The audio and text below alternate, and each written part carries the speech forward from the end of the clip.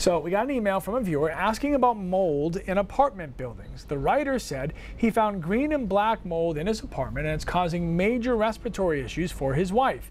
He said when he complained to his landlord and officials in his hometown of Arundel, he was told there are no laws to protect renters and no real recourse that he could take. News Center's Jessica Gagne took a look into this. Jess, you found out the viewer's pretty much right. Yeah, officials at the nonprofit Maine Indoor Air Quality Council say at this point there aren't many options for tenants when it comes to mold. It's actually easier for them to move than it is to fight the battle right now, but the group is hoping that will change soon. Mold in rental units is an issue here for the state of Maine, and you know, it's based on the hundreds of calls that we get. Stories like this one from our viewer. He sent these photos and says mold is growing in his Arundel home and making his wife sick. Even with pictures like this, Christine Crocker of the Maine Indoor Air Quality Council says most likely the landlord is not legally bound to take action. There aren't very strong laws to help them force the issue with the landlord. It can be an expensive fix.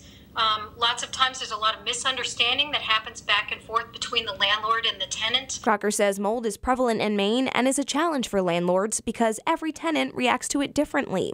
Even very small amounts can make a sensitive person sick.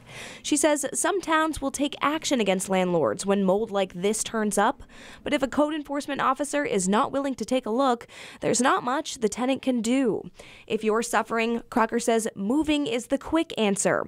Otherwise, you may end up waiting a while and spending a lot of money on lawyers before something is done. It's just a challenge. If the landlord's not willing to fix the problem and the tenant doesn't have the resources to do it on their own, I don't know what recourse they really have. That's something Maine Indoor Air Quality is hoping to change.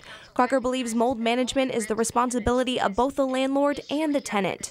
Her organization plans to hold a symposium where all involved parties can share ideas on the best ways forward, whether that be legislative measures or helping landlords with mold removal costs. I don't know what the solution will be, but we're certainly looking, and I think there's a solution out there. I just don't know what it is yet.